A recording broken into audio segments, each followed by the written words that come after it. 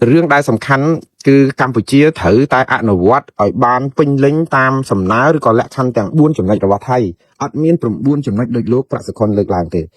ហើយខ្ញុំឆ្ងល់ថាពួកគាត់ចរចាគ្នាជជែកគ្នាយ៉ាងម៉េចបើយើងជជែកគ្នាហើយស្រាប់តែមកចេញមកខាងខ្មែរនិយាយផ្សេងខាងថៃនិយាយផ្សឹងខាងខ្មែរយើងដឹងហើយលោកប្រាក់សុខុនដែលជារដ្ឋមន្ត្រីក្រសួងការបរទេសកម្ពុជាចេញមកបង្ហាញអំពីលក្ខខណ្ឌចំណុចរហូតដល់ទៅ9ចំណុចនៅក្នុងការដែលត្រៀមដើម្បីឲ្យមាននៅក្នុងស្មារតីនៃកិច្ចព្រមព្រៀងសន្តិភាពទីក្រុងកូឡាលំពួរដែលលោកដូណាល់ត្រាំធ្វើជាអធិបតីកម្ពុជាអះអាងថាចំណុចទាំង9នោះគឺមានទាំងការដោះលែងទាហានខ្មែរប៉ុន្តែការដោះលែងទាហានខ្មែរទាំង18នាក់មិនមែនជាលក្ខខណ្ឌរបស់កម្ពុជាដាក់នៅក្នុងកិច្ចព្រមព្រៀងជំរុញឲ្យថៃដោះលែងទេគ្រាន់តែថានៅពេលដែលចរចាមានកិច្ចព្រមព្រៀងហ្នឹងបាត់វាថាឲ្យមានសន្តិភាពជាមួយថៃខ្មែរគឺសង្ឃឹមថាទាហានខ្មែរទាំង18នាក់នឹងបានដោះលែងឆាប់ក្រោយនោះហើយមានចំណុចច្រើនចំណុចទៀតដែលតកតងនឹងការដោះស្រាយតាមសន្តិវិធីចង់ឲ្យមានសន្តិភាពចង់ឲ្យថាកម្ពុជានឹងមិនចង់បានដីគេទេគឺចង់បានតែរបស់ខ្លួនស្របច្បាប់អីឡាក់ប៉ុន្តែអ្វីដែលរដ្ឋមន្ត្រីក្រសួងការបរទេសថៃស៊ីរស័ក្តិភូមិទេកៅលើកឡើងគាត់ថាអត់មានបានជជែកអ្វីដូចលោកប្រាក់សុខុនលើកឡើងទេគឺទី1គេច្រានចោលការដែលដោះលែងទាហានខ្មែរទាំង18នាក់ហ្នឹងគឺគេមិនដោះលែងទេលើកឡើងតែ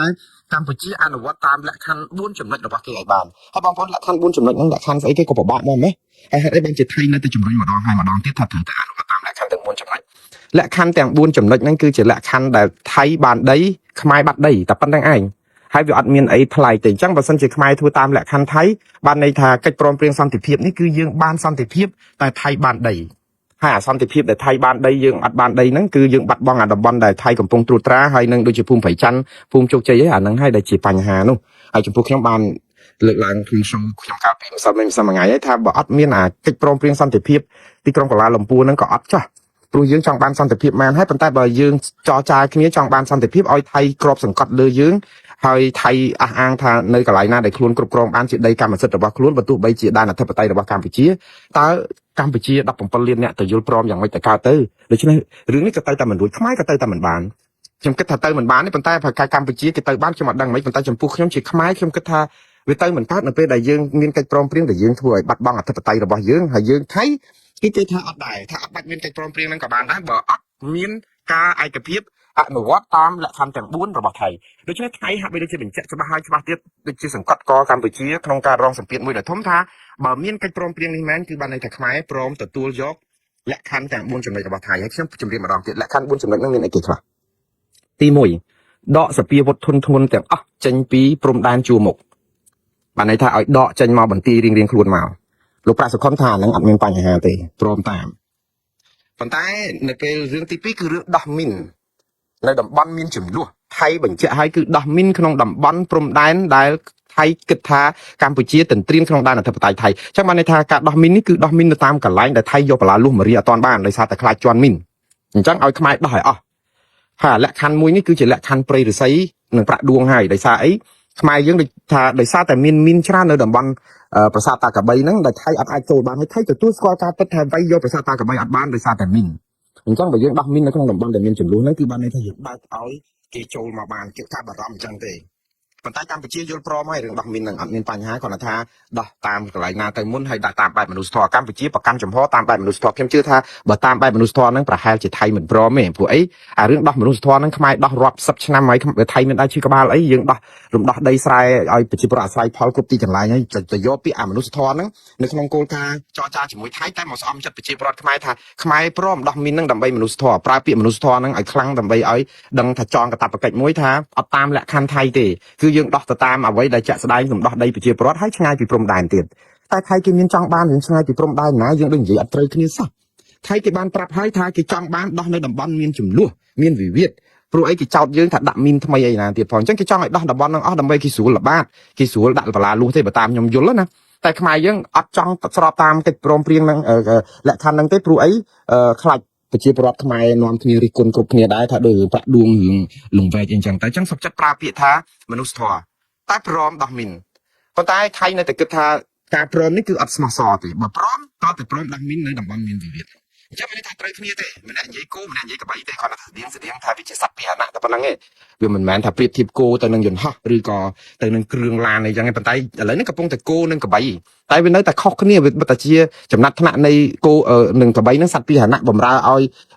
ការធ្វើកសិកម្មនៅមូលដ្ឋានអីជួយរុះនឹងគាល់អូសអីខ្លះអីចឹងទៅគាត់ថាវាចំណាត់ថ្នាក់ប៉ុន្តែអត់ត្រូវគ្នាទេមួយនិយាយមនុស្សធម៌មួយនិយាយពីតំបន់ចំនួនដែលកំពុងតែថៃចូលមកដាក់បលាលួថៃមកបានហើយថៃក៏ចង់កាច់ខ្មែរដែរបើសិនជាឲ្យខ្មែររៀងមាននៅតំបន់មានចំនួនបានន័យថាខ្មែរព្រមទៅតាមថៃនៅក្នុងការទៅថាដែនទាំងអស់នឹងជាដែនអធិបតេយ្យរបស់ថៃអីចឹងតែអញ្ចឹងថៃខូចដែរអាហ្នឹងទី2ទី3គឺរឿងប្រយុទ្ធប្រឆាំងការជួញដូរអនឡាញខ្ញុំជឿថាប្រយុទ្ធប្រឆាំងការជួញដូរអនឡាញនេះការសហការមិនសហការគឺខ្មែរជាបំផុតទេព្រោះអីយើងកំពុងរងការថ្កោលទោសជុំទិសហើយបើអត់សហការមិនឲ្យមិនចាំបាច់ទៅដាក់សម្ពាធអីផងព្រោះវាត្រូវទៅសហការឲ្យព្រោះអាហ្នឹងគឺជាឆ្លងដែនអន្តរជាតិហើយបើអន្តរជាតិទៅឲ្យខ្មែរធ្វើតែម្នាក់ឯងធ្វើមិនកើតវាត្រូវតែមានកិច្ចព្រមព្រៀងសហការគ្នាដូចជាបញ្ហាប៉ុន្តែបញ្ហាដែលធំទី4គឺតកតងនឹងការដែលគ្រប់គ្រងលំនៅឋានជំនះប្រជាពលរដ្ឋចេញពីភូមិព្រៃច័ន្ទហើយភូមិជោគជ័យនៅក្នុងតំបន់ព្រំដែននេះដែលតកតងនឹងការដែលថៃបានឈូសឆាយដីរួចទៅហើយរឿងដែលសំខាន់គឺកម្ពុជាត្រូវតែអនុវត្តឲ្យបានពេញលេញតាមសំណើឬក៏លក្ខខណ្ឌទាំង4ចំណុចរបស់ថៃអត់មាន9ចំណុចដូចលោកប្រាក់សុខុនលើកឡើងទេហើយខ្ញុំឆ្ងល់ថាពួកគាត់ចរចាគ្នាជជែកគ្នាយ៉ាងម៉េចបើយើងជជែកគ្នាហើយស្រាប់តែមកចេញមកខាងខ្មែរនិយាយផ្សេងខាងថៃនិយាយផ្សឹងខាងខ្មែរយើងដឹងហើយលោកប្រាក់សុខុនដែលជារដ្ឋមន្ត្រីក្រសួងការបរទេសកម្ពុជាចេញមកបង្ហាញអំពីលក្ខខណ្ឌចំណុចរហូតដល់ទៅ9ចំណុចនៅក្នុងការដែលត្រៀមដើម្បីឲ្យមាននៅក្នុងស្មារតីនៃកិច្ចព្រមព្រៀងសន្តិភាពទីក្រុងកូឡាឡាំពួរដែលលោកដូណាល់ត្រាំធ្វើជាអធិបតីកម្ពុជាអះអាងថាចំណុចទាំង9ហ្នឹងគឺមានទាំងការដោះលែងទាហានខ្មែរប៉ុន្តែការដោះលែងទាហានខ្មែរទាំង18នាក់មិនមែនជាលក្ខខណ្ឌរបស់កម្ពុជាដាក់នៅក្នុងកិច្ចព្រមព្រៀងជំរុញឲ្យថៃដោះលែងទេគ្រាន់តែថានៅពេលដែលចរចាមានកិច្ចព្រមព្រៀងហ្នឹងបាត់វាថាឲ្យមានសន្តិភាពជាមួយថៃខ្មែរគឺសង្ឃឹមថាទាហានខ្មែរទាំង18នាក់នឹងបានដោះលែងឆាប់ក្រោយនោះហើយមានចំណុចច្រើនចំណុចទៀតដែលតកតងនឹងការដោះស្រាយតាមសន្តិវិធីចង់ឲ្យមានសន្តិភាពចង់ឲ្យថាកម្ពុជានឹងមិនចង់បានដីគេទេគឺចង់បានតែរបស់ខ្លួនស្របច្បាប់អីឡើងប៉ុន្តែអ្វីដែលរដ្ឋមន្ត្រីក្រសួងការបរទេសថៃស៊ីរស័ក្តិភូមិទេកៅលើកឡើងគាត់ថាអត់មានបានជជែកអ្វីដូចលោកប្រាក់សុខុនលើកឡើងទេគឺទី1គេច្រានចោលការដែលដោះលែងទាហានខ្មែរទាំង18នាក់ហ្នឹងគឺគេមិនដោះលែងទេលើកឡើងតែកម្ពុជាអនុវត្តតាមលក្ខខណ្ឌ4ចំណុចរបស់គេឲ្យបានហើយបងប្អូនលក្ខខណ្ឌ4ចំណុចហ្នឹងលក្ខខណ្ឌស្អីគេក៏ពិបាកមកម៉េះហើយហេតុអីបានជាថៃនៅតែជំរុញម្ដងហើយម្ដងទៀតថាត្រូវតែអនុវត្តតាមលក្ខខណ្ឌទាំង4ចំណុចលក្ខខណ្ឌទាំង4ចំណុចហ្នឹងគឺជាលក្ខខណ្ឌដែលថៃបានដីខ្មែរបាត់ដីតែប៉ុណ្្នឹងឯងហើយវាអត់មានអីប្លែកទេអញ្ចឹងបើសិនជាខ្មែរធ្វើតាមលក្ខខណ្ឌថៃបានន័យថាកិច្ចព្រមព្រៀងសន្តិភាពនេះគឺយើងបានសន្តិភាពតែថៃបានដីហើយអាសន្តិភាពដែលថៃបានដីយើងអត់បានដីហ្នឹងគឺយើងបាត់បង់អាតំបន់ដែលថៃកំពុងត្រួតត្រាហើយនឹងដូចជាភូមិព្រៃច័ន្ទភូមិជោគជ័យអាហ្នឹងហើយដែលជាបញ្ហានោះហើយចំពោះខ្ញុំបានលើកឡើងក្នុងខ្ញុំកាលពីម្សិលមិញថ្ងៃហើយថាបើអត់មានអាកិច្ចព្រមព្រៀងសន្តិភាពទីក្រុងកូឡាឡាំពួរហ្នឹងក៏អត់ចោះព្រោះយើងចង់បានសន្តិភាពមែនហើយប៉ុន្តែបើយើងចរចាគ្នាចង់បានសន្តិភាពឲ្យថៃក្របសង្កត់លើយើងហើយថៃអះអាងថានៅកន្លែងណាដែលខ្លួនគ្រប់គ្រង